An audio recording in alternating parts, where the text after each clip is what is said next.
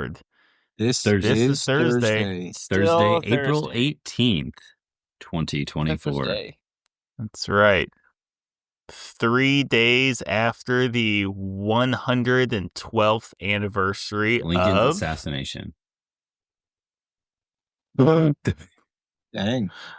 Yeah, he actually lived another 70 years and that was killed. I was right on the day. That was off on the Conspiracy. year. You talking the Titanic sinking? Yeah, very good. Titanic sinking.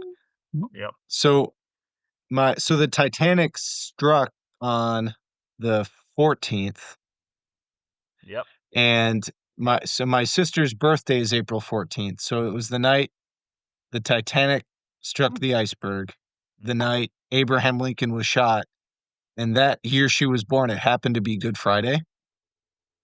So we give her a hard time. Which is when the 14th was when Lincoln was killed. That was Really? Friday, wasn't it, Landon? I don't know. He died. Yeah. He died on the 15th. I was shot on the 14th. Yeah, but he would have been. I'm sure he was probably shot before. Yeah. Somehow, like, they didn't pronounce him dead for like several hours. Oh, guys! So I finally have you ever He was read to the laughing. end? Have you ever read to the end of Team of Rivals? I got to the end. I'm like 20 pages left. Pretty much all of the best quotes in the Lincoln movie are actual Lincoln documented quotes. Cool. Which Really? I thought that was more theatrical. But no, they're real quotes. It's pretty. I thought that was really cool. I like that. Father Abraham. So it was English he spoke, not Aramaic.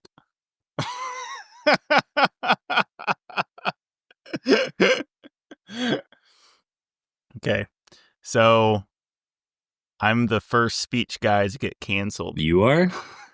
What? What happened? Did you get kicked off of Facebook? The For odds anytime were access? you'd definitely be fourth. Like, all three of us would probably have been canceled before you. Yeah, I was going to say, I'm almost ashamed it wasn't me.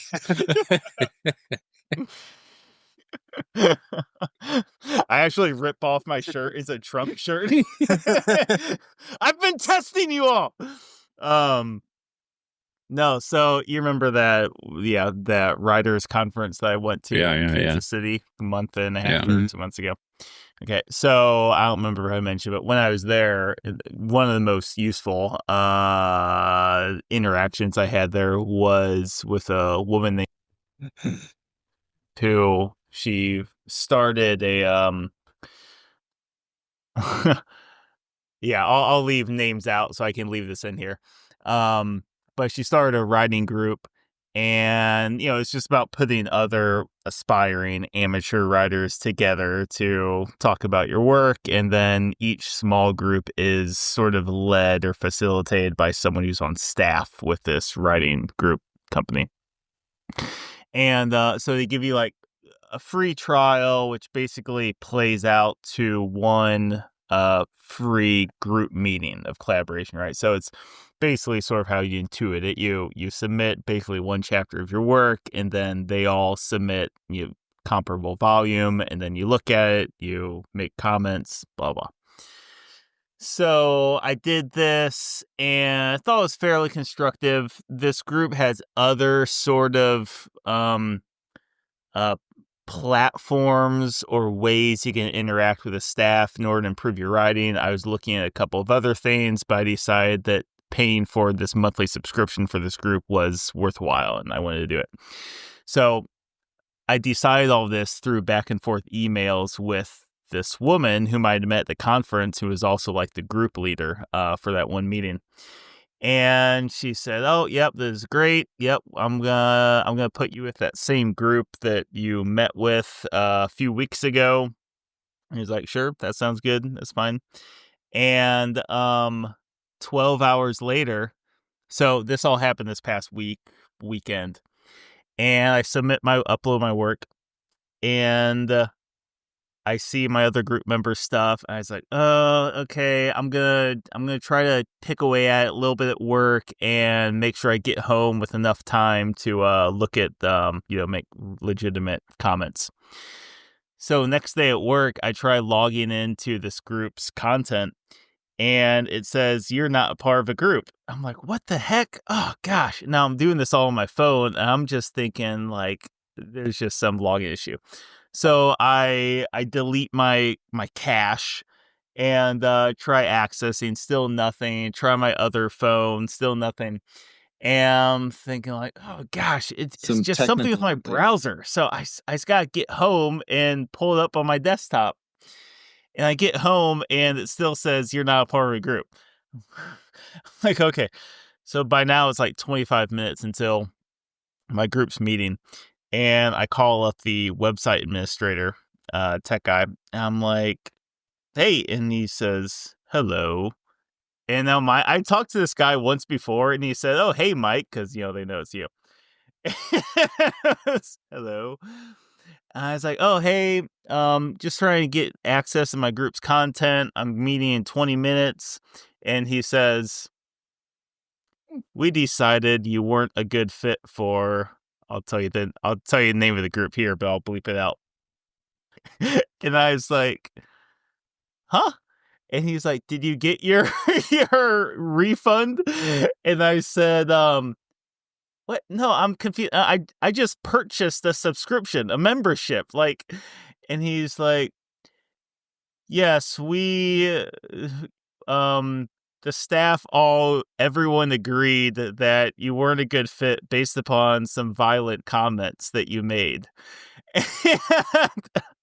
And breaking our community code of conduct several times. Gosh. So I was so befuddled. Like, what in the heck could they be talking about? Oh, no. And I basically came up with two working theories, one of which... Theories you don't know for sure? No, not at all. Oh, wow. Because my only interactions was this group and one email of someone else. Like, I knew that the woman I was working with had to have been okay with me because, like, there's no way after talking for 4 weeks she'd be like, no, we don't want you. So there's nothing interacting with her. It was either my group, my two group members, or this one other woman, which I don't see how that could be the case because, again, that was like a month ago. And mind you also that, like, once I got in this group, 12 hours later, I was kicked out. It's a subgroup of the conference, not the entire conference itself. Okay. Yeah, just like this. Yeah, exactly. Two other people. And like my only, I think the only reasonable theory is that they were offended by my criticisms, which I gave them some positive. And like, I felt like I feel like you guys know how my criticisms go. It's just like, this sort of what I saw, blah, blah, blah.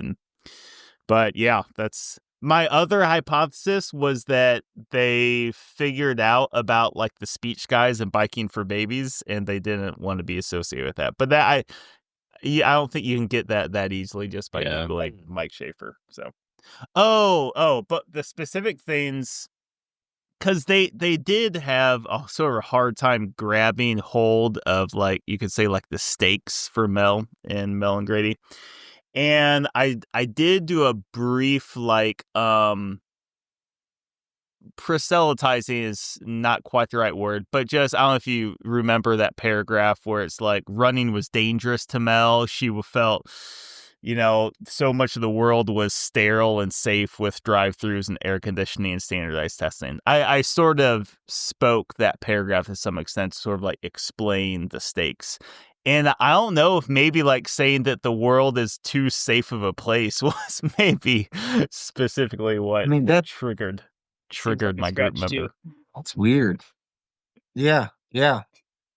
I did try Googling Michael Schaefer. There's enough Michael Schaefers out there. It would be hard to find biking for babies or speech guys based off of that. If that's all they had access to was your name. And not more details about you, but do you go? Yeah.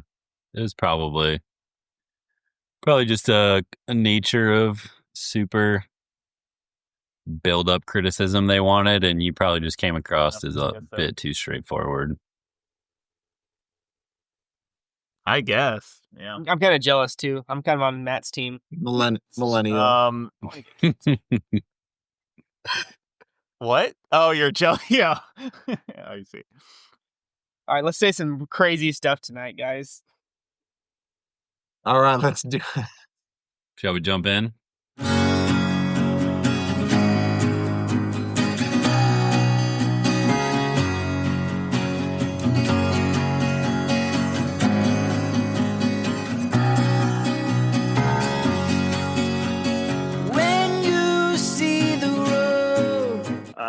Michael Schaefer, Ross Johnson, Matt Schultz, and Landon Fry are all here. It's free. I'm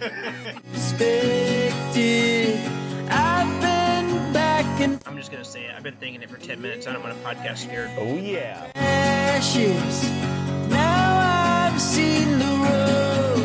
Pregnancy is a beautiful thing. Pregnancy is a gift.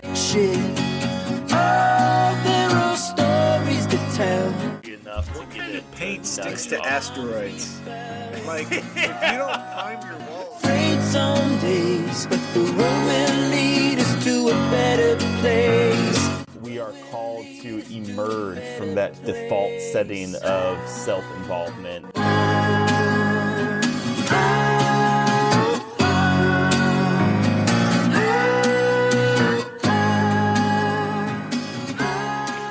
You ready? Doing my homework. Are we calling Rachel? She said that a tornado blew her house away or something like that. Let's jump in. Okay, it's episode like 1,000 or something like that with the Speech Guys, but also significantly, 5346. Also significantly, it is the last Speech Guys episode Here's to Q1.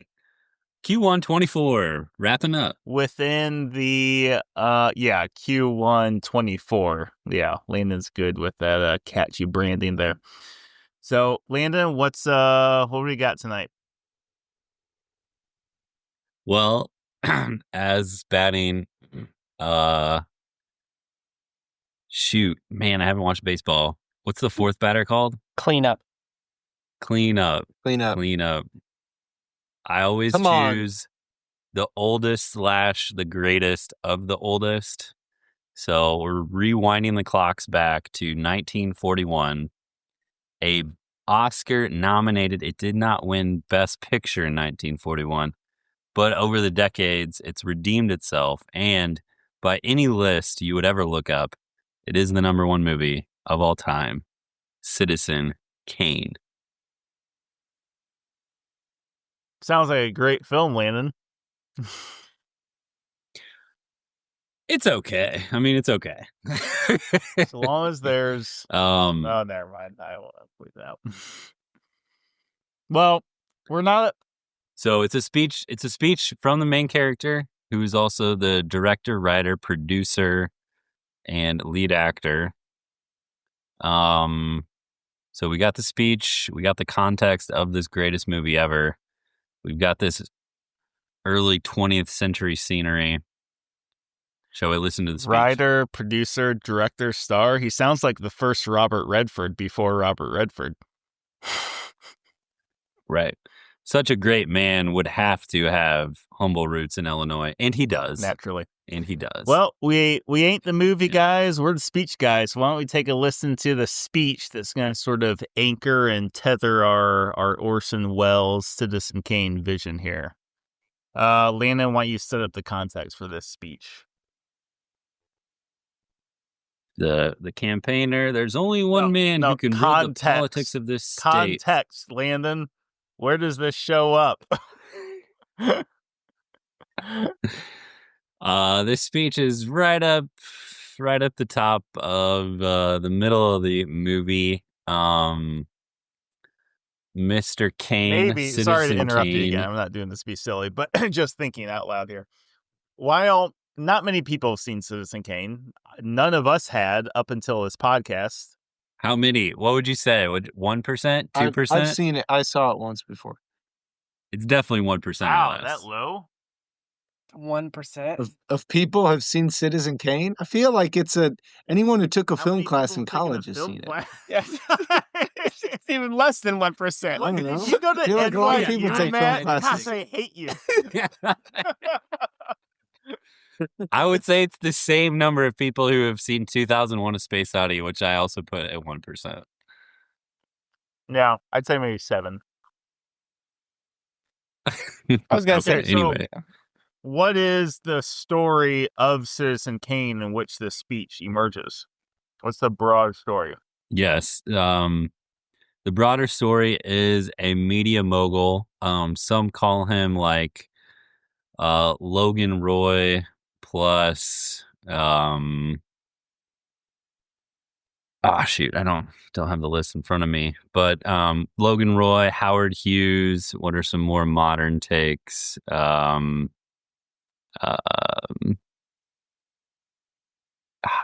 I should have had a list of names here. Logan Roy is the lead actor in Succession. Media mogul, business mogul, plus an attempted political mogul, kind of like another version of a Great Gatsby could be a way to talk about it. Rupert Murdoch is the name that I was searching for. The owner of the media conglomerate in New York City that would include the Fox and Wall Street Journal publications. So he's that plus kind of a Andrew Carnegie business tycoon, a lot of resorts, hotels, etc. But it's his life story. It starts at the end. So it's perhaps the first movie where it begins at the ending scene and then has a little bit of mystery and then walks back to the first scene. I mean, this is one of the first movies where we ever had sound. So much of watching it, you're like, this is probably the first time most every element has been done before. But unless you're like a film critic about it, you're like, that's boring because it all looks old. But one aspect was towards the end, they were walking through and they're like, talking as they go throughout this web of scenery. It's like, oh, that's Aaron Sorkin-y. But it's not Aaron Sorkin-y, it's Citizen Kane. And it hinges on the question of a mystery. We're seeing in the very beginning of his story a sled with the word Rosebud on it. And to just give away the spoilers, that's how it ends. The sled is burned at the end scene. And right after the first scene, basically the first lieutenant, I call him, of this Kane empire is like, well, here's his last word. It was Rosebud. He uttered Rosebud on his deathbed. What the heck does that mean? We need to write a story. We need to memorialize him in our next movie, our next paper, our next magazine. Somebody needs to get to the bottom of who is the real Mr. Citizen Kane, Charles Kane, and given this last word, like what's the backstory here? So the entire movie is a search for that question. Okay. And the speech emerges where in that story? This speech right at the top, I would say he's got money. He got money from his mother, owned a bunch of land that a silver or gold mine was on. So even by the time he was like 18, he's got like this enormous trust fund of which he then starts buying up papers, media assets, just imposing his will and worldview on the nation. And as he's reaching up towards the pinnacle, he decides to start running for office and to exchange money for power. This particular scene is for the governor of New York. And it's his campaign speech. It's like the one political scene right in the middle. A downfall, a scandal comes just after this scene and kind of starts to unravel. But this is the peak, and here's what he says.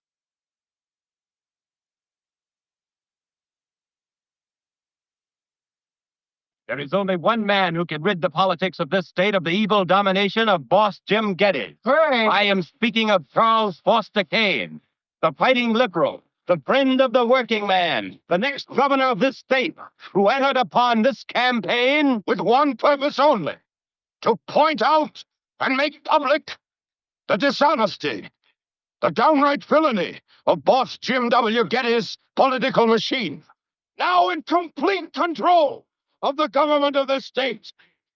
I made no campaign promises, because until a few weeks ago, I had no hope of being elected. Now, however, I have something more than a hope. Jim Gettys has something less than a chance. Every straw vote, every independent poll shows that I'll be elected. You know it. Now I can afford to make some promises. The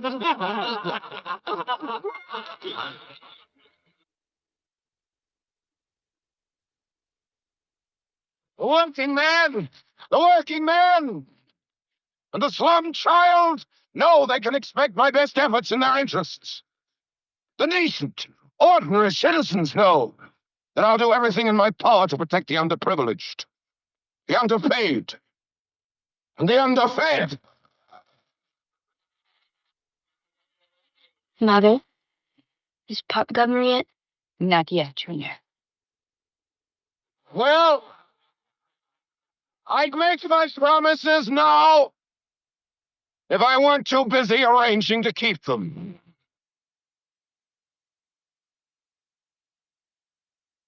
Here's one promise I'll make, and Boss Jim Gettys knows I'll keep it. My first official act as governor of this state will be to appoint a special district attorney to arrange for the indictment, prosecution, and conviction of Boss Jim W. Gettys!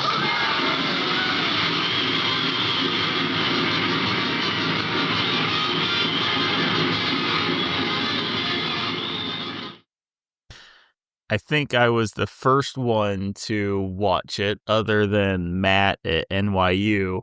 I knew it was considered one of the best or the best, either that or Dark Knight. You know, if you're looking at IMDb's list. So Really, I didn't realize that. Or it said this AFI, or Dark- one of wow. the two. Put one of these two at the top, depending upon their mood. But, okay. So I definitely had interest in watching it. I think later on, maybe I'll come up with discussion. Landon asked if we'd like old movies. I put forth some effort, certainly appreciate some culture. So all those things being said, I certainly had a receptive disposition to Citizen Kane's story. First reactions to his story, the speech, the movie. Well, maybe I'll just sort of loop in some of the old movie question here. I mean, what I appreciate about old films and this film being one of those is just the dialogue. The dialogue is so good. The dialogue is speaking into layers of human experience versus modern movies. Dialogue was written by like some intern who's just, a junior NYU. Yeah, because dialogue is all they have. They don't have CGI or whatnot. I had texted the crew here in the middle of watching this several things, something like "wow" or "holy smokes," and that's all I texted. I didn't know if he was like, "This is dumb. This is great." He left us hanging. So I'm really curious what was behind those words. Something that it was the effect of like, wow, this is Donald Trump's story.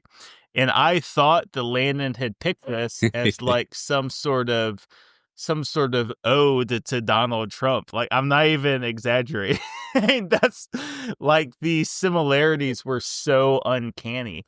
We'll touch on some of them later, but like the two versions of the newspaper after his election, one saying, Citizen Kane wins, and the other one saying election fraud, right? Fraud at Yeah, the and the speech itself too, rather than speaking in terms of specific policy differences between him and this Gettys gentleman, it's no, he should be in prison. That's just very mature language. And then looking out for the comment in the end, like, I'm protecting you from Jim Gettys. That's what I'm doing. It just sounded very, very familiar. So yep. Overall, yeah, really enjoyed the movie. Very interesting. Definitely got me thinking about the archetype, which we'll talk about later, but I'll save as a placeholder for now. But all right, we'll pin archetype at the top of the to-do list here. First takes from the other two. I was pretty excited when you picked the movie. So me and Julie have been trying started over the winter just to try to kind of watch more classic movies, I guess. So I think this was the 5th, like pretty oldie, quote unquote, movie that we've watched. And when we were looking at the other ones, like Citizen Kane, obviously it pops up right when you Google, right, best movie ever. But we just hadn't picked that one yet we had some reasons we wanted to watch the other ones too. So I was kind of excited because it kind of gave me an excuse to watch this one. And as far as, I don't know, like the question of appreciation of old movies, I don't feel like I had seen very many, to be totally honest, other than It's a Wonderful Life.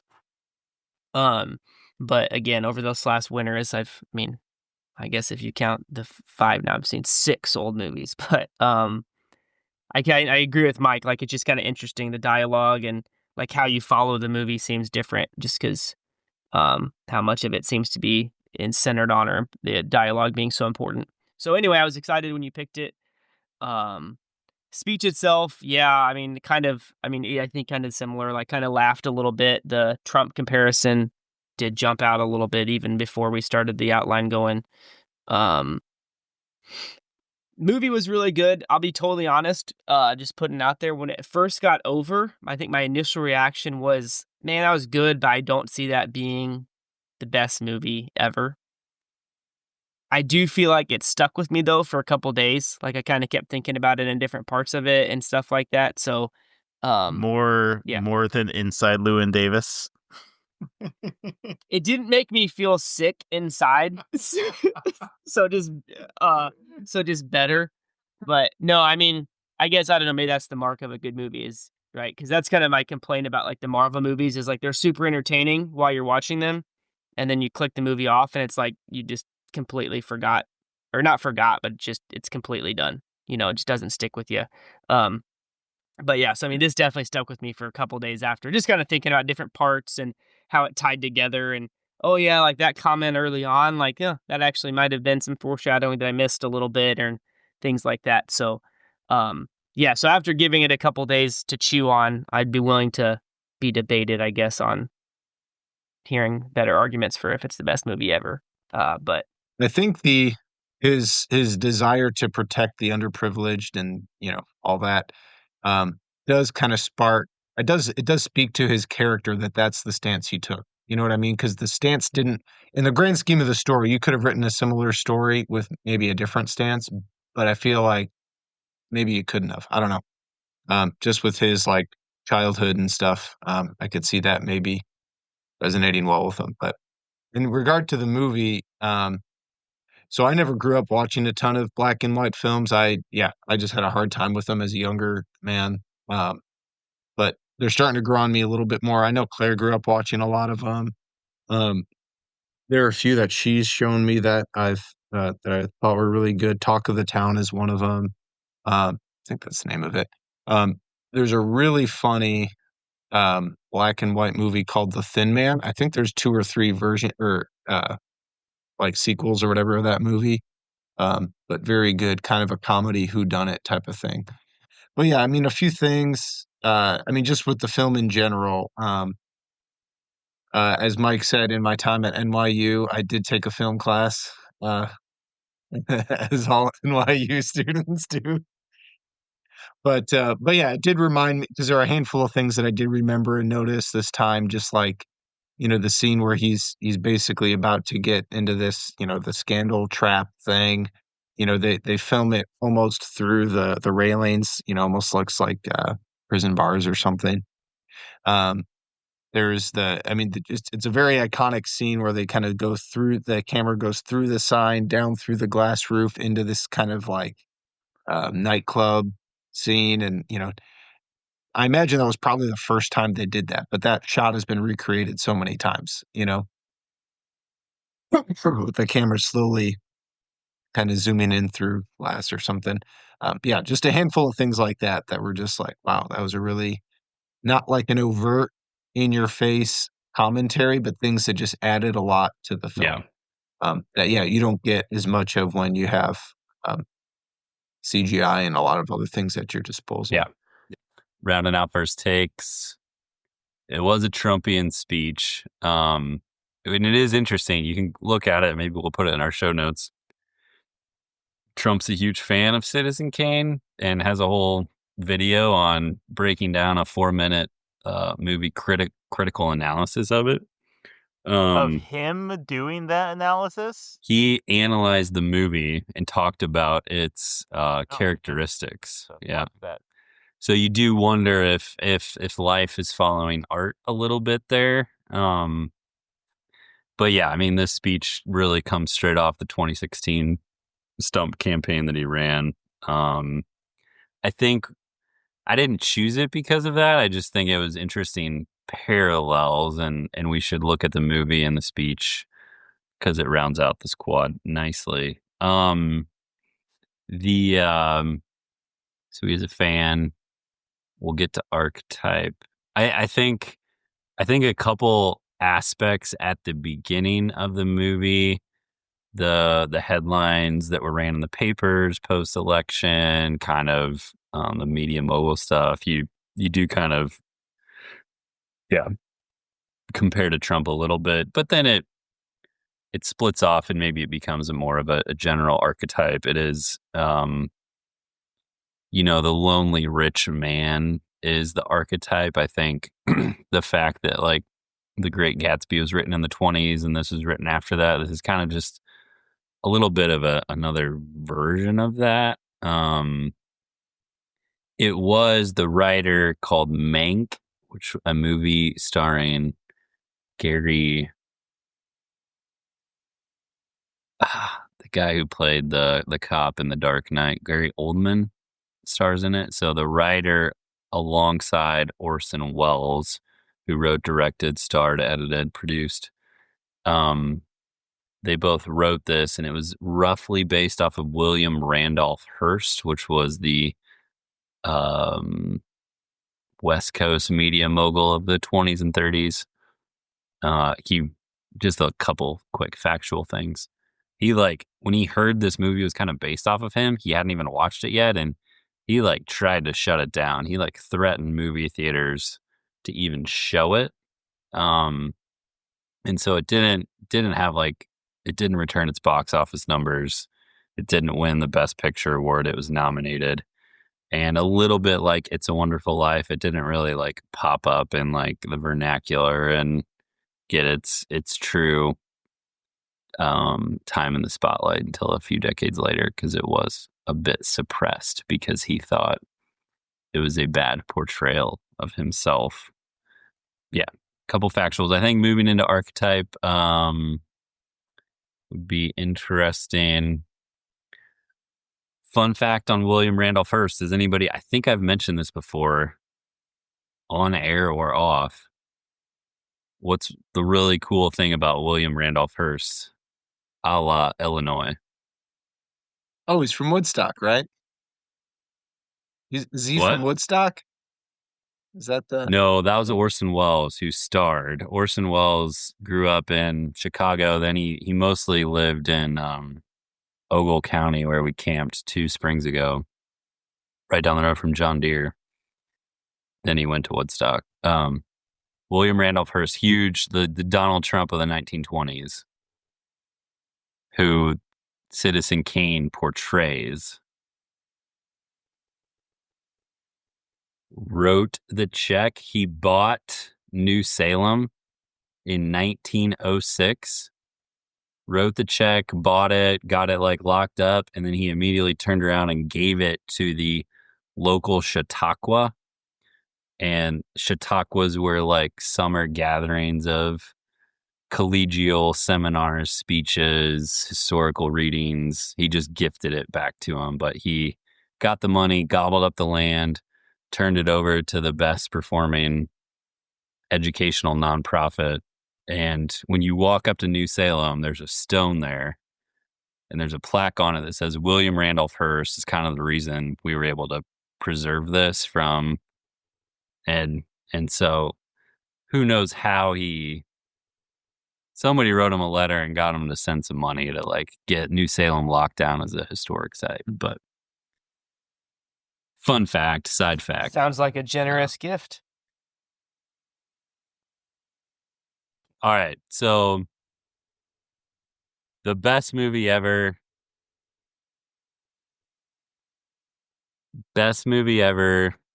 An American mogul. What is it about this archetype that either requires it to be the best movie ever or is such a good archetype it deserves it to be at the forefront of our literature or mythology? I mean, I think it's it's a super old archetype. I mean, I'm reminded of like an Icarus type of tale, flying too close to the sun, getting too big for your britches, whatever. I mean, I think just the age of it. It's also a popular archetype since most people aren't the super rich person. So I feel like it's one that everyone can be like, oh yeah, see how bad that is, you know? So it's not one that like, I think if you think about it, you could apply a lot of his struggles to our lives just in kind of smaller or different degrees, obviously none of us are throwing money around like he is, but, I think some of the themes in terms of, he had this money to give that didn't mean much to him because he had so much. He was willing to give that up, but he wouldn't give up things like, his heart, being vulnerable. So yeah, I think it's one that you can learn from, you can teach, but it isn't like a super threatening one either, for the average person. I think something kind of similar, or not similar, but yeah, I guess similar and kind of interesting about kind of the rich, newspaper baron, kind of dabble in politics, whatever it may be. Like, I feel like in some ways, I won't say that that's like what the American dream is trying to put out that we should be like, but I think not a lot, some of the attributes or like some of the ideas I think we do with the quote unquote American dream kind of push people towards that. We want to achieve success, be a good leader, do well financially. Like, I don't know. I just feel like kind of he is, in some ways, I feel like we're kind of pushed towards, go to college, get a degree, be successful, make a lot of money, those type of things. I think that he's kind of the epitome of, I guess, he had all of them. So I think it's interesting. Like, we kind of, even like, I feel like our society kind of pushes people towards that at the same time, recognizing that that's like it's not going to make you happy, but yet we still haven't really stopped pushing people towards that. So I don't know, am you guys on the archetypal thing or this idea of this kind of the rich businessman? And I kind of feel like it's with, I don't know, like Matt said, it's kind of easy because, right, most of us aren't super rich, but I feel like there's this kind of dynamic of like, we all want to be that I guess I'll just say like most people want to be that person at the same time recognizing like that person is not happy. Maybe one little detail to spell out a little bit more clearly from what Ross said there. The idea of what are the attractive elements of the Randolph Hearst, Trump, Kane archetype right here. It's a certain aspect of the American dream, rags to riches, But then the other aspect of it is then putting yourself in position in order to bring the other rags up to riches, right? And that's what Citizen Kane does. Genuine or not genuine, up for debate. That's what, at least how Trump presents himself, genuine or not genuine, up for debate in a sense. But yeah, that's it. Yeah, so it's like the American dream. It's like new Coke. It's like new American. This is the improved American dream. Like that, I think that's a certain aspect. It's like America's great again type of dream. yeah. Yeah. Did were there, and I'm asking this genuinely. I watched the movie once. I didn't like rewatch it. Call it like the first 30 minutes. He's like building the newspaper. He kind of like turned the money matters over, and he wanted to like buy the journalists. And, he's like, oh, we're going to go get those best ones. And like flash forward to like 6 years later, he got them all. And there was a sort of magnanimity about him that it didn't seem like overly, I don't know, I guess it was self-serving, but it was compelling. Well, Was it I'm not? confused. Or- What's magnanimous about hiring the best journalist for your newspaper? I don't know. He was dreaming big. He's like, we're gonna be them. Like, we're gonna be so good. We're gonna attract that talent. And then it was like in 6 years, which in today's timeline, if you don't accomplish that in 6 months, like you're a failure. I thought it was kind of funny. Like he was able to like do this over 6 years. It seems like a different scale of like accomplishing success. I mean, I sort of see where you're coming from, being magnanimous rather than just putting these other newspapers out of print or whatever. I mean, I saw it as, well, look, in order to my core values as Citizen Kane are to, like I like how you said it. You said it really succinctly, right? To start, Landon, trading. I've got all the money in the world. Now it's about trading money for power, or at least a certain amount of it. And so, therefore, what I recognize in America is that journalism has the power. So, therefore, I have to control journalism, and hiring these best writers was the first step in that. Yeah. And I guess what I'm trying to say is the first thing I watched with this movie was the speech that we're talking about. And I'm like, oh man, that looks like old Donnie Trump. And then like watching the movie, separating myself from that take or that perspective, especially in the first leading up until that, he didn't seem, I don't know, like a bad guy. He seemed like a guy, I don't know, make a stamp on the world or his industry, or just piece together some success. Even though he was already rich, he wasn't overly hoardous or like. At that point, he didn't seem to see his wealth as like the ends. He seem to see it as a means, which is kind of how you should see your wealth. Obviously, like you'd want to use that to a good means, to whatever degree that's truly what was going on in his heart. That's part of the I think the mystery of the film is like you don't really know what's going on in someone's heart, but it seemed much more authentic then, and I think at least plausible that he was truly trying to look out for the common man and hire reporters that would give the common man like a greater voice. So I guess to me that does seem like a magnanimous type of thing, like in this bold move, thinking big, trying to stick to the values that he wrote on the first newspaper. And And yeah, it wasn't until later on that those values got skewed and those values got basically trampled over and, eventually literally torn up, by him. So if we're thinking of like archetype, he went after, like, his marriage fell apart. He went after other women.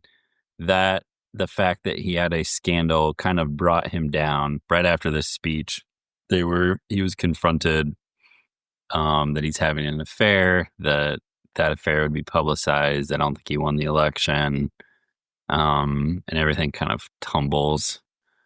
How would we apply that to an archetype? Or I don't know if we necessarily have to. I mean, there's just certain attributes of the character. Yeah, just what it was. Yeah. I did hear. I was looking for, like, I kind of think even if a story was written in the 1940s, like, it's playing off of some other prior story, and the best comparison I saw was, like, this is a little bit of like an American Solomon, like, sure, like, perhaps some amount of wisdom or a ton of riches and the ability to, use proverbial wisdom influence over others, and kind of, it was just fallen down by a lust for women in power, and then it ends up in like a pretty big loneliness that is exemplified in parts of Ecclesiastes or Proverbs, of kind of a warning trap. And then when I this is not my take, I just scouring, the infinite internet, it's like, oh, this does seem like a Solomon story that fits pretty well. I had not really thought about the Solomon take, to be totally honest. I kind of see it. I kind of buy that when you talk about it, especially with the women and the riches corrupting. Like, somebody that had power in the first place probably had very good intentions and then was corrupted by women and riches. So I definitely, I guess, to hit home on the archetype point, like, I definitely see that being an issue. I don't know exactly where to take that, other than just kind of another example of the same, if that makes sense, Sure. He kind of seemed authentic originally. And I kind of had that. I forget, I don't know, I think earlier, I think Mike might have said something, this might have been an opportunity to buy power with the newspaper. At least watching the movie, seeing it once, I definitely took him to be a little more authentic in his younger years, and that he thought he was, doing a good thing with the money that he had, however immature he was with it, because he was 25, But I definitely took him out to be authentic originally, and then, kind of corrupted by kind of just getting sucked more and more into it, just slowly, and couldn't really get out of that trap. I feel like it might be a good time to kind of, unless you guys disagree, kind of branch, why he was unable to, as he was, so he's getting kind of sucked into this trap of more power, more money, women, or woman, this one girl, like, the breakfast table scene with his wife was kind of powerful, just how it kind of eroded over time, and how they were able to show that in such a short amount of time. But can we recount the breakfast scene? Yeah, I'm talking. I'll just do it. So Kane here, he's doing really well. He has bought the newspaper. He's becoming more and more powerful. He's got all the money he can have. He goes on a trip, and he ends up coming back to New York and marrying the president's niece, I believe. So, kind of, you might say, getting pulled more and more into starting the path into the political side of things. Just the fact that the president is mentioned, and so they get married. They're very happy. They're young, and then the movie shows, I think they might have come back. I mean, did it start with they came back after a night where they, like, out partying for an evening or something, and they come back and it shows them at the breakfast table or something like that, and then it just keeps showing them at the breakfast table, and you can just see their I mean, they're how they look. It's not even just the words they're saying. It comes from very playful and attracted to each other to very bitter, and withdrawn. But it kind of does it progressively over. It's got maybe 10 takes of them sitting at the breakfast table, and it just shows a 10 to 20-second conversation. Maybe even not that, but Table gets further and further apart. Like the seats, their seats away from each other are more and more distant. And I think in the end, they're just sitting on the far ends of the table reading separate newspapers, they point that out at NOAU, Matt. That table distance. Actually, Mike's boy, It was the panning. It was the way the camera zoomed out. But that's funny. Yeah. So I don't know. Yeah. To kind of get back to the point, then I feel like it's worth looking at. So if this archetype exists, it's obviously a real thing. But I think the movie where it was interesting, and we can tie it in toward the ending scene more and more, is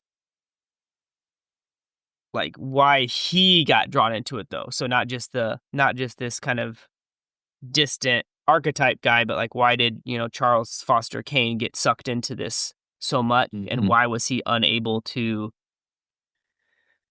I don't want to say fight it off. Why was he unable to get out of the trap? If that makes sense. I feel like that's an interesting point. It's like I'm trying to distill Orson Welles' lesson out. Like, what's the archetypal lesson, if you will, of this character and his compadres throughout history? And I might say it would be this. It is that power is a poor substitute for virtue, or inadequate substitute. And what I mean by that is that, his character begins with, let's just say genuine for the sake of argument, to get into politics and culture by running this newspaper that's principled, and getting this Jim Getty guy out, who apparently is not for the people and serving the people. Okay, so that's his core moral calculus, which seems good on the surface. And then he goes about trying to achieve those things through, lying in the news, right? Having two different versions of the newspaper. And then at the same time, like, not taking seriously these other things going on in his life, right? Having this affair, and then clearly having a fixation on collecting things, just material things that we see in his massive empty house. Yeah, and so you see that doesn't work. What you don't see in the film is the opposite of that, if you will. Someone who, obviously not everything, not every journey to political influence is like not necessarily immoral, but there are certain power calculuses to make. Otherwise, Jesus would have been president of the world if it was just purely moral, right? Certain power calculuses aren't bad, but not at the disservice of virtue. And so it's like, so who's the opposite of the Citizen Kane? It's, obviously no politician is perfect, but, someone like your Ronald Reagan, presumably, right, who was very wise or prudent politically, but also seemingly did not compromise himself quite as morally. That's the way to achieve that sort of legacy of service. Putting old Ronnie on the pedestal. Thought you were gonna say Abe Lincoln. But I think so I watched it with Claire, and she didn't. Claire did not like the movie initially. I think it grew on her, in part because, like, you meant, like, your experience, Ross. Like, really, it's like, oh, that was it. That's like the greatest movie of all time. But it does stick with you. You do think about it for a few days afterward. And Claire and I have talked about it a couple times since. What were you thinking about? What were a couple of the things that you thought about? I mean, I'm gonna get there, I guess. Yeah, I'm gonna get there. But Claire's Hold your horses, Landon. uh, Claire's initial response. Were you thinking, I hope Claire kisses me during the movie?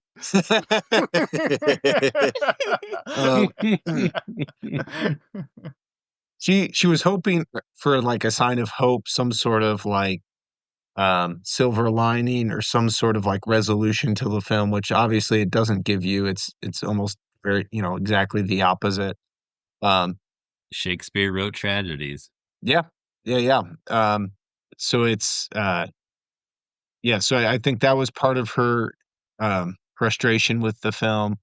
It just seemed to kind of wallow, but at the same time, she did make like her quote was, and this is I think a pretty exact quote from Claire. She can yell at me if she wants. A Claire quote. But as a mom, I just thought throughout the movie, will somebody help him? You know, and like you mentioned, Ross, like why did he get stuck? Like why couldn't he escape this sort of archetypal demise or this whirlpool of wealth and whatever? Um, and I think that's where like the rosebud sled thing comes in. And this is kind of what Claire and I have been talking about and thinking about since is just, I guess, just the complexity and depth of your childhood, of all these wounds and these unfilled desires. And I know at several points in the film they talk about like, he just wanted to be loved, and that's where like wealth and power, like we're taught, like I think those are appropriate ways to describe what he was seeking. But I think it was Leland when he was like in Leland's kind of versions of the stories. I think he mentioned that he really just wanted to be loved, and wealth and power were just kind of the only way he knew how to attain that. That was all he had as a kid. His parents left him. He left his hometown, and all he was the rich kid. Um, so it's like, well, how do I get people to love me? How do I, it's like, all right, well, I guess this is it.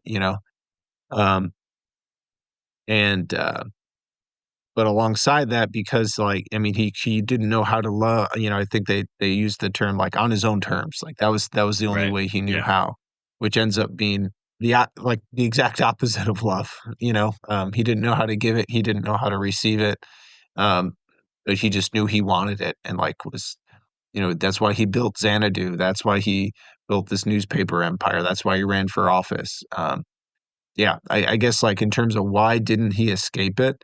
It's because he was like that's what he was looking for that and had no idea like how to attain it, give it, or fulfill that desire. I'm just kind of picturing like when he was at Xanadu, when Susan left him, like, and I wish I could bring up the picture because I hope I'm not doing this an injustice or speaking inaccurately, but it was like he almost seemed confused when she left him. Like desperate for sure. But what did he say? I forget his words. Like how he worded it was like, she kind of smirked and was like,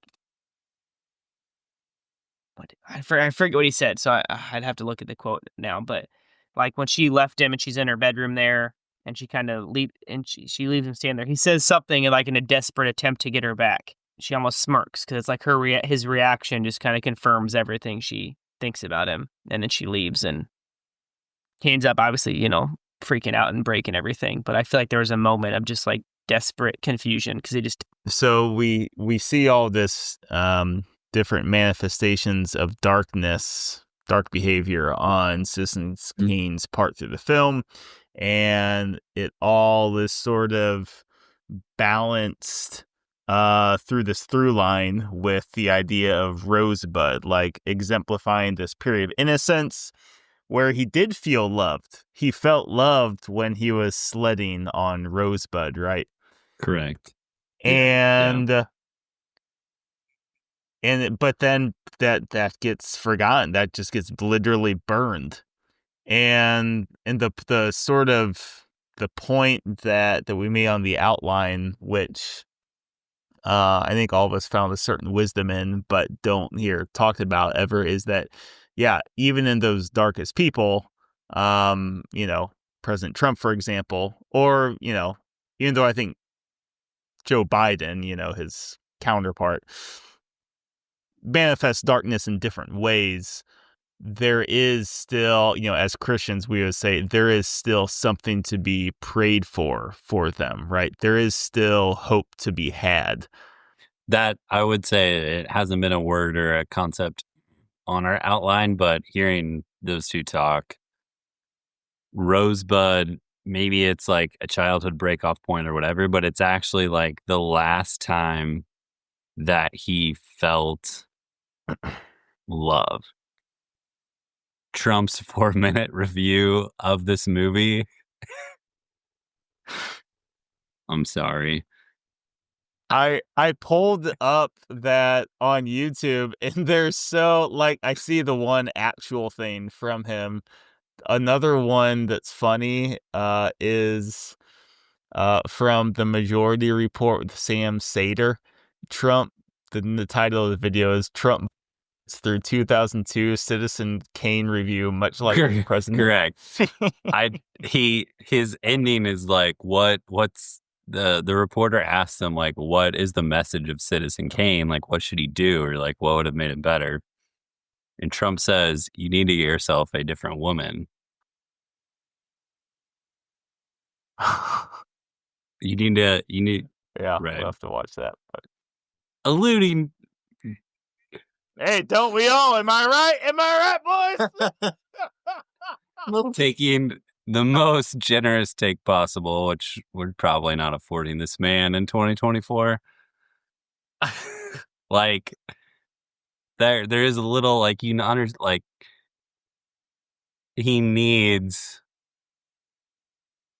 to be loved, or to, like, yeah, whatever. Ross, you said it 5 minutes ago. Like, he's looking for love in a way to, like, be loved. I don't know.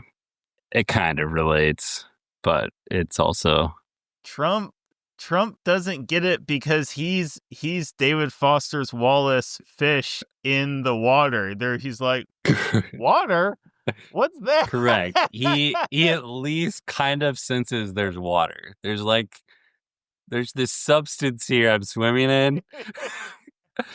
Is it different than what I think it is or not? Like, it's the first step to acknowledgement of something. Maybe. I don't know. Yeah, But, yeah. Maybe let's just explore a little bit more about Rosebud. Yeah.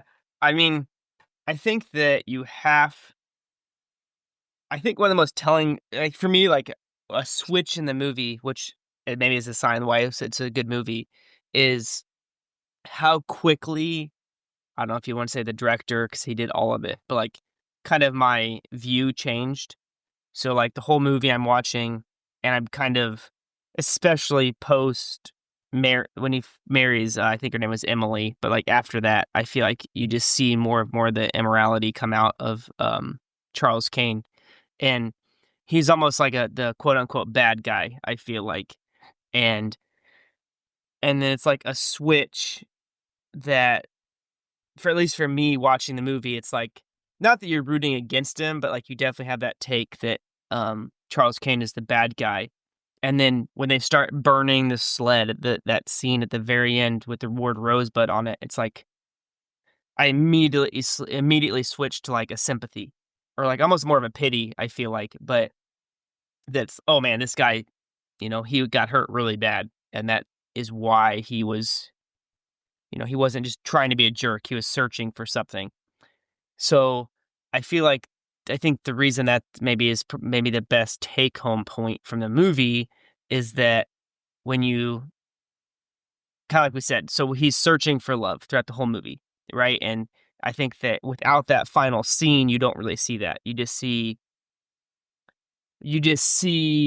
a jerk, honestly. Sure. But in reality, it's like, nope, like, that's a human being that's just, had a really hard childhood and is just searching for love in the only way he knows how. So I don't want to say it's not his fault, because, as an adult, you are responsible for the choices that you make, but in some ways not his fault, in the sense of that he was set up on this path, towards this wealth and power and these things that aren't going to fulfill him. But I feel like why it's important, not important. I mean, yeah, I guess important.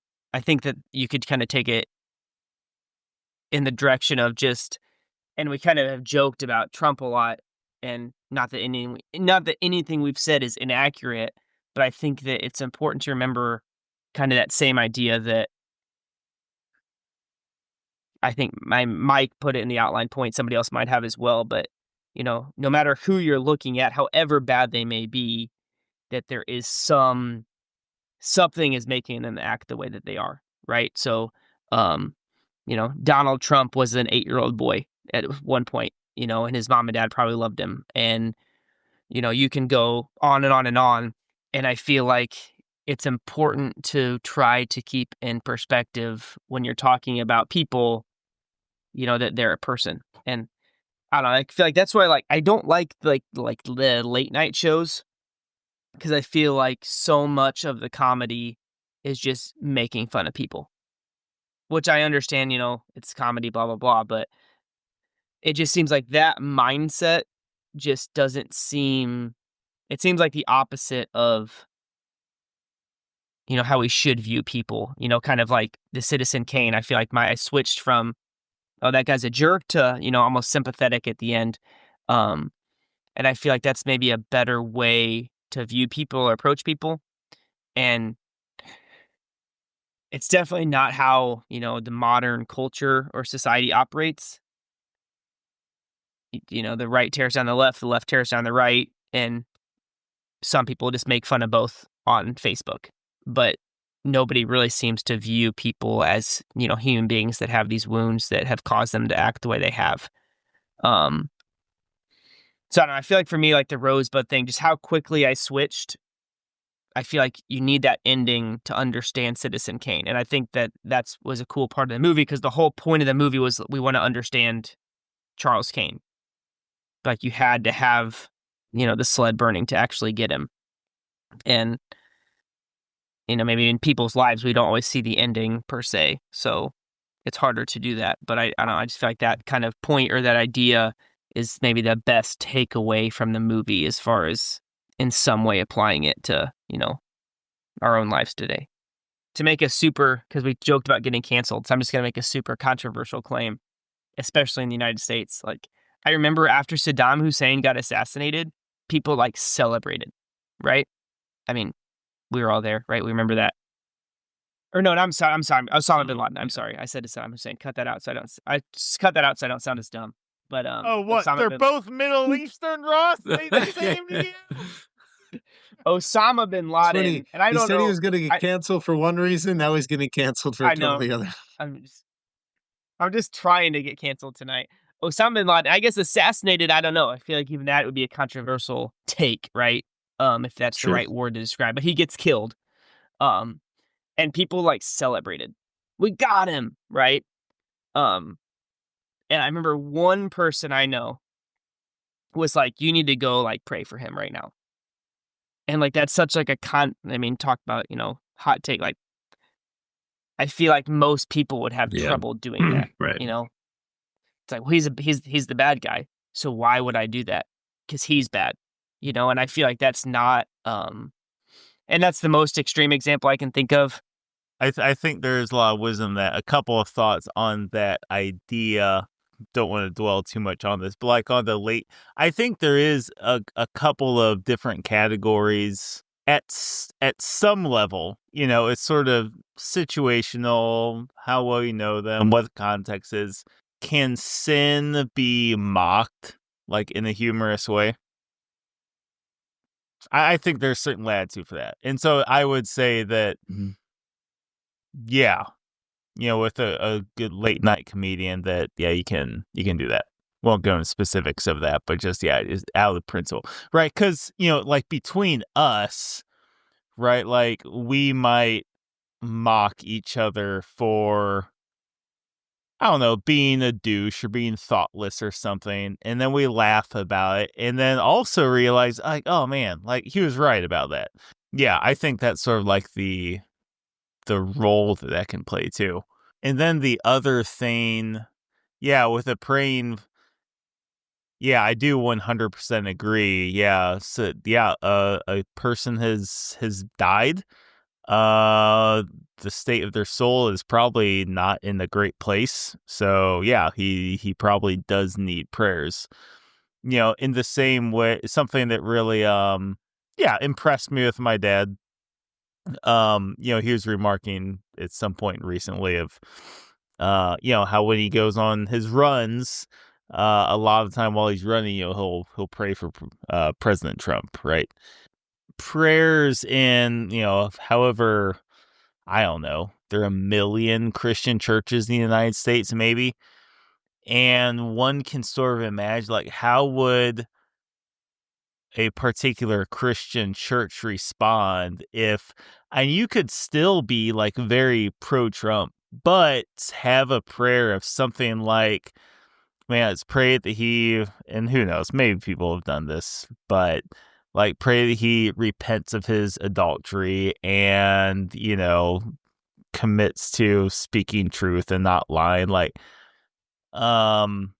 yeah, sort of what trying to tether these two ideas, Ross, is like public commentary can just be so much about like power rather than truth and genuineness. Even like making fun of like Saddam Hussein, right, being killed and laughing about it. It's like, for the comedians who made jokes about it, like that's sort of like a power move, right? It's like, well, I'm a comedian, I'm gonna laugh about it. Like, who cares whether it's the right thing to do to mock this guy's death?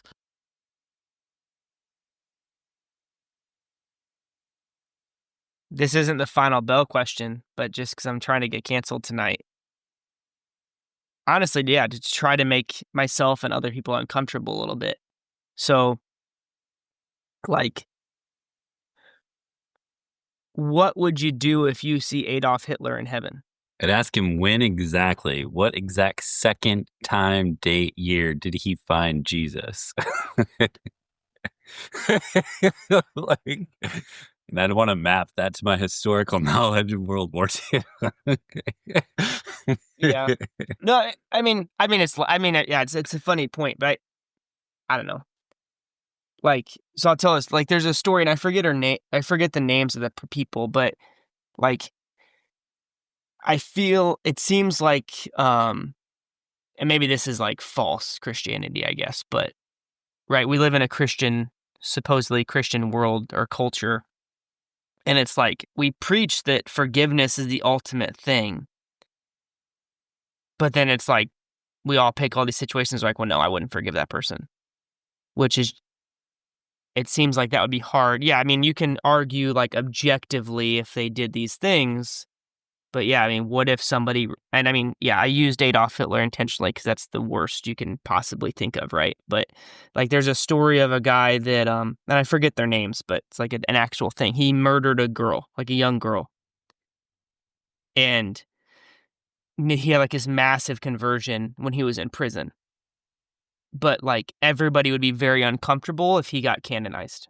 I'm not saying he should be. I don't know if he should be or not. But like, my point is like, but he's a bad guy. He killed this. So like, we are very uncomfortable with that. So like, the easy example is like, right, C.S. Lewis had a comment like, he would hope that. So let's see, like C.S. Lewis fought in World War I, right? So if he met a German in heaven, he would shake his hand and say like, hey, happy to see you, whatever. Which, I mean, objectively, if you see someone in heaven, that should be the only response you would have.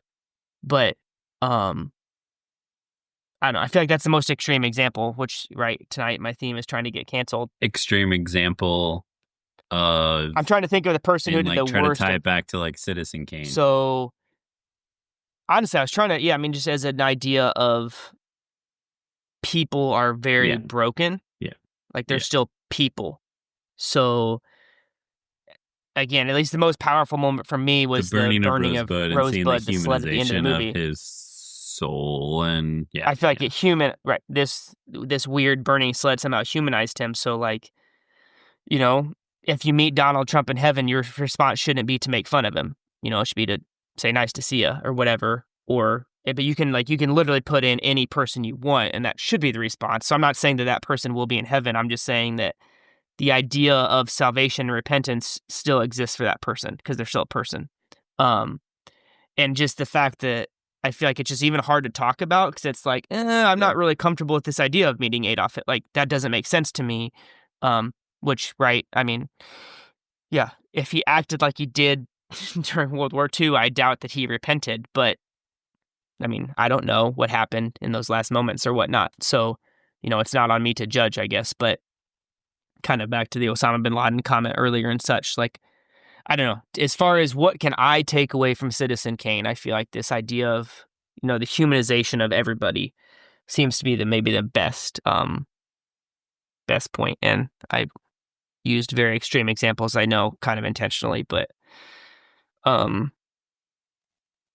yeah, I can't tell if the silence is like, that was a good point, and we're all like, that's a good point, or if it's too late to bring up weird things like that. But well, just the other like fine point to put on that point, it's like there's me and Erica Verdine were talking about this recently. I won't go into the details of this thing for the gym, but it's sort of on this point. It's like people have a difficult, for whatever reason, well, maybe we can speculate reasons, but difficult time. I mean, I don't know, duality of thought, if you will.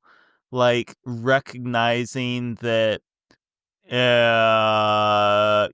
just what we've been talking about. Like Donald Trump is, I mean, in my regards, not a great person at all, but he is a child of God. He is someone who should be prayed for, et cetera, et cetera. But I think a lot of people would say like, oh wait, so you're pro Donald Trump? It's like, well, no, not at all. But right, it's just these two ideas.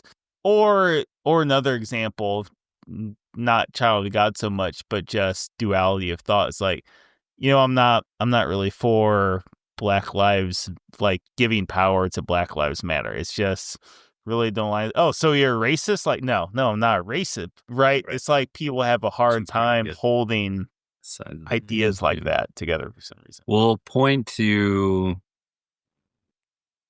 just for those. Sorry, I'm just going to say I'm not pro Adolf Hitler or Osama bin Laden. I'm leaving the complete on this one. I hope that came across clear. I want to get canceled, but I don't want people to hate me. The general parable he's referencing is probably Matthew chapter 20. If you'd like to dive in a little further and understand the take Ross just had, that'd be a good chapter to read. Fair? Is that fair? And if your response to saying anyone in heaven is, God, you messed up, you're probably wrong. And if you want the new edition of the Speech Guys Bible, that's available at our website. Includes the Constitution and Commentary Lincoln's from all of farewell us. address at Springfield, which is canon.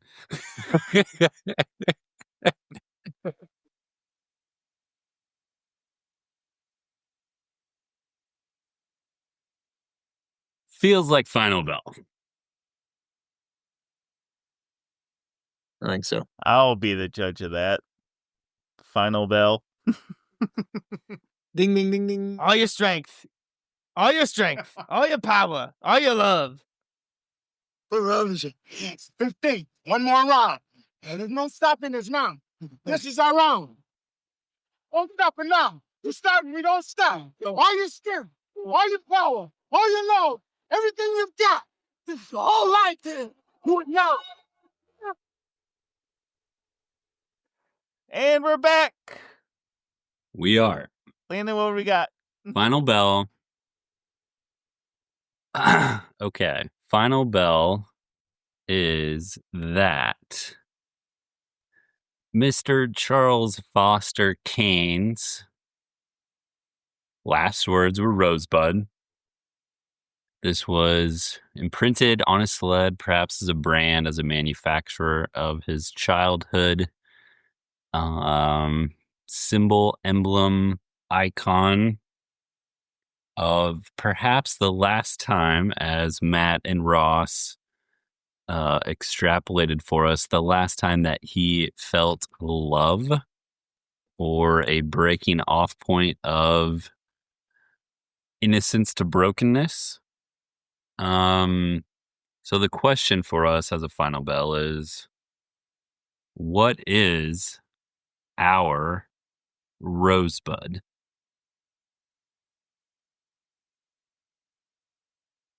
Matt, I believe you may have an interesting qualifier that we may or may not need to hold to. Are we? So I actually forgot what I said earlier that we thought was good. Uh, so are we talking about? Go ahead. So are we talking about? Well, I guess the proposal I think we should have is that we should just say it and have no explanation, just to stay in accordance with the movie. Leave a little And mystery. then we just cut like 4 words and then end of episode. I think that would be a really cool way to do it. But I also want to figure out, like, is this like our childhood symbol of innocence, or is this just the word we're going to say when we die? Is it like they're Two not different two different questions. Yeah, things. Like they're the same thing. Like if we're just cutting to black and like end of scene. But what if I felt love as an adult? Then it's confusing. We can explain. I think we can. You're allowed to say whatever word you want and add an explanation and make it as poetic or as succinct as you'd like. I'm not going to explain mine.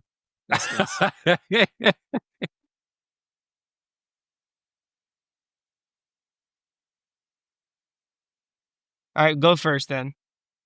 Me? Oh, if you're not going to, First? maybe you should go last if you're not going to explain it. I'll go first just to kind of get us talking. What comes to mind, and this is just what comes to mind first. My final word would be hedgerow.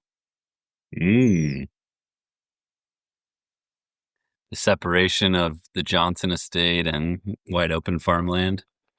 But I feel like that was like and not to try to over like analyze it, but that was, so there's a hedgerow, there's this row of like kind of, and hedgerow, row of trees that kind of block my parents' house off from the cornfield behind it. So that was just so much of our childhood, right, was spent playing in it, running around. I mean, it wasn't a huge area, but like pretending like you're whatever you want to be pretending, often an adventure. So I feel like that to me is the best way to encapsulate like my childhood and playing outside and adventuring with my brother. And I took my kids out there recently. We went to visit my parents, and like they wanted to go play in the hedgerow, and Julie said no because she was afraid they were going to get poison ivy. And I remember, I kind of regret this now because she had said no, so I should have backed her up. But I told them yes, just out of this like no, like that like was my childhood, so I want them to kind of experience that. So this idea of play, adventure, innocence, that for me was it. So my final word, if it were to be that, would be hedgerow. Matt, I think at this point we're probably ending with you, who's just going to say one word and then we cut. So I could probably explain mine. So then it's Mike, you or me? Mike, are you going to explain yours? I mean, I got something. I don't love it, but we'll run with it.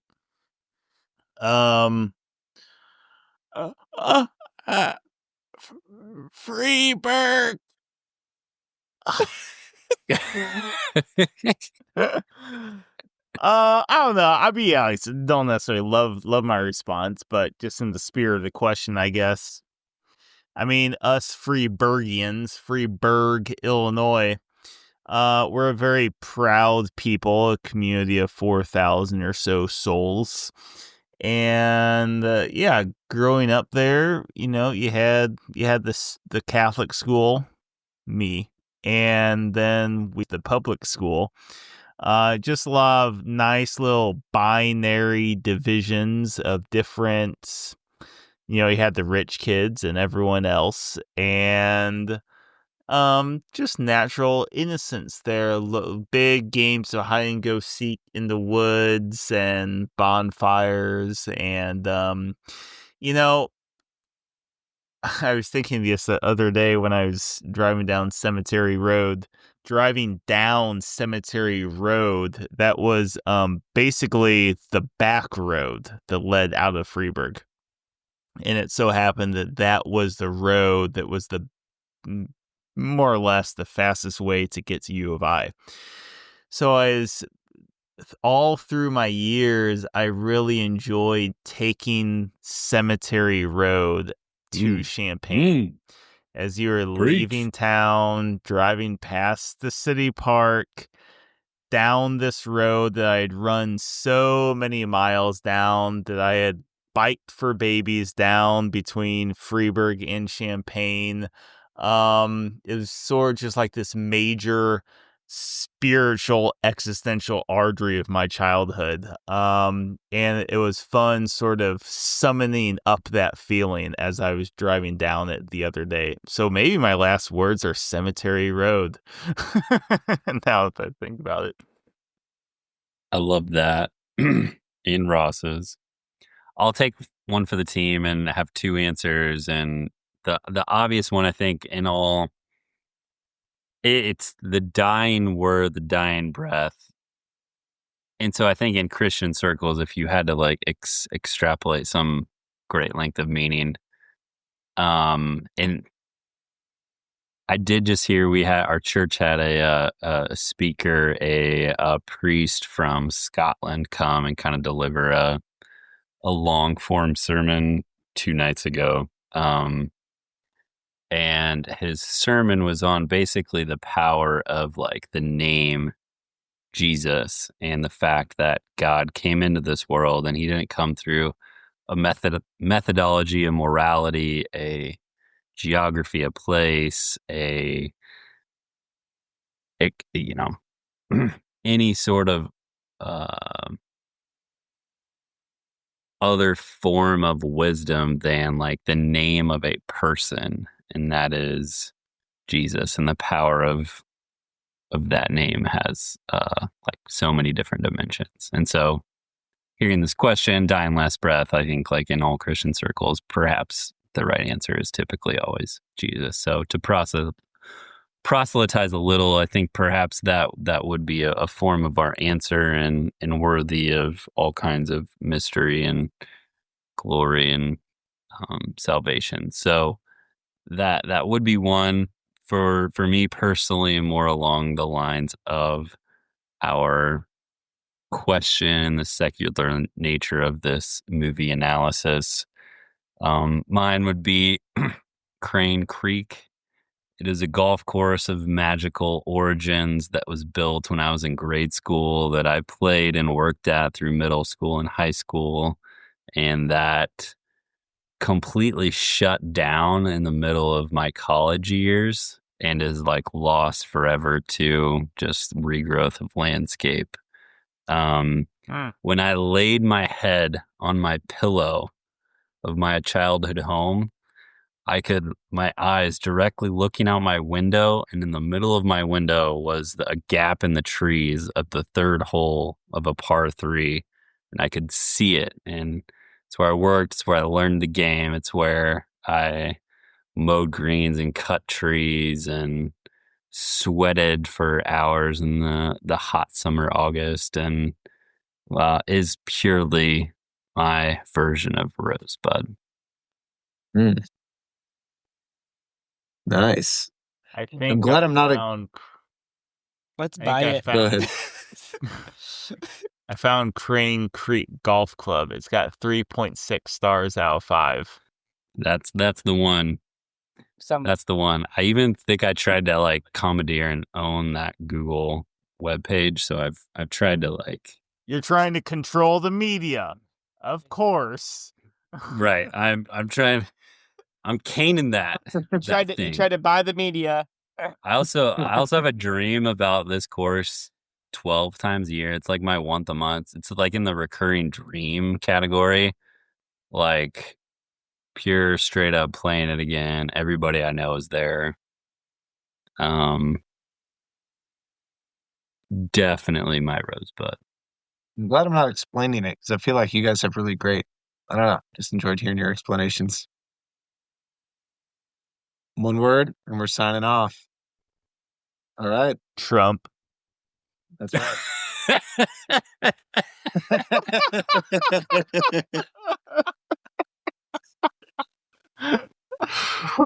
Oh gosh, that was funny.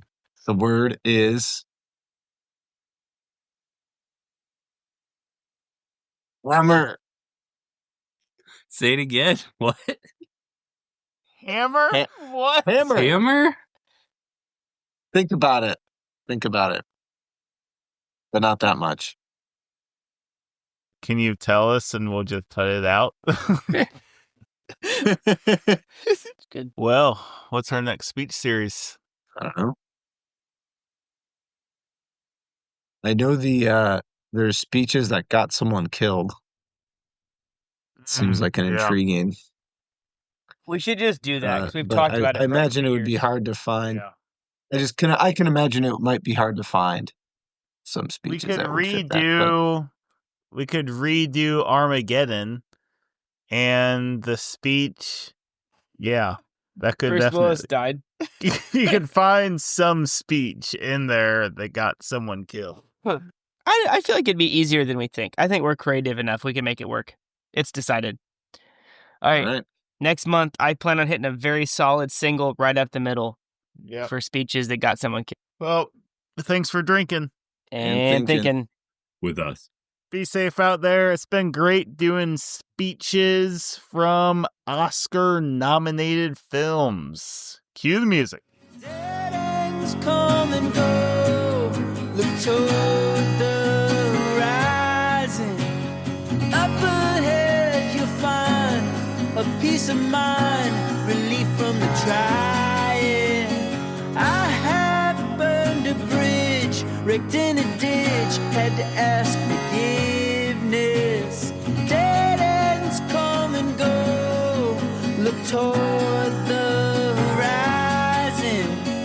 Oh, there are stories to tell. The times we grew and the times we fell.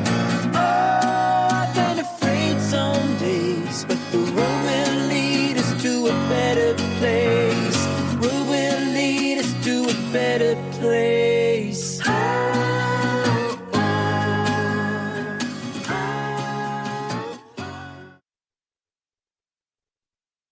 To point out and make public the dishonesty, the downright villainy, Boss Jim Gettys' political machine, now in complete control of the government. I made no campaign promises because, until a few weeks ago, I had no hope of even being elected.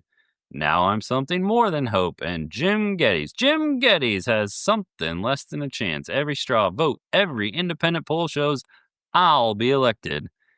So I can afford to make some promises. The working man, and the slum child know that they can expect my best effort, the best efforts and interests. The working man, they know them, they love me. The decent, the ordinary citizens know that I'll be up for everything. I can do everything in my power to protect the underprivileged.